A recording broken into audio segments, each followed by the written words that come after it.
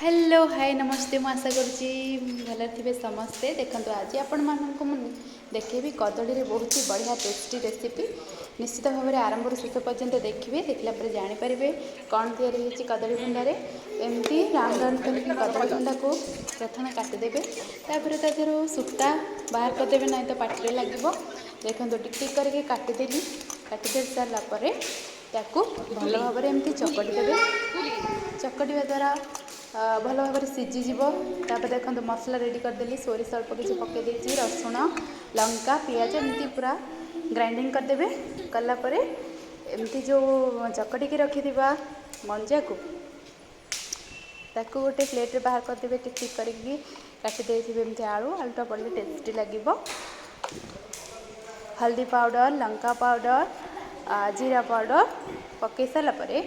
अल्प किसी सोरिष तेल पकईदेवे तार टेस्टी ही आहरी बढ़िया लगे निश्चित भाव में एमती करके खाइबे तापर मसला जो बाटिकी रखिथे ताकू मिक्स करदे पूरा बढ़िया भाव में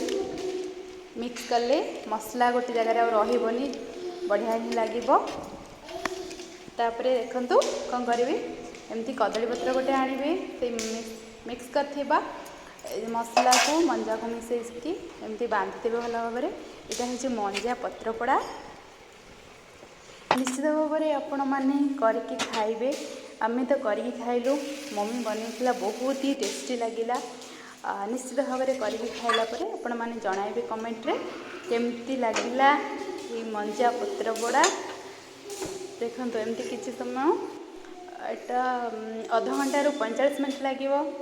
फास्ट गोटे साइड एमती हो गला उल्टे देवे देखो तार कलर ही एते सुंदर देखा जाउछि आपण को पूरा पार्टी रे लाल पड़े आछि खाइबा को बहुत ही टेस्टी लगिला देखंतु जेमती देखा जाउछि सेमती भी टेस्टी लगुच भिडियोटी भल लगी निश्चित भाव में लाइक शेयर एंड कमेंट करने को भूलिबेनी जय जगन्नाथ।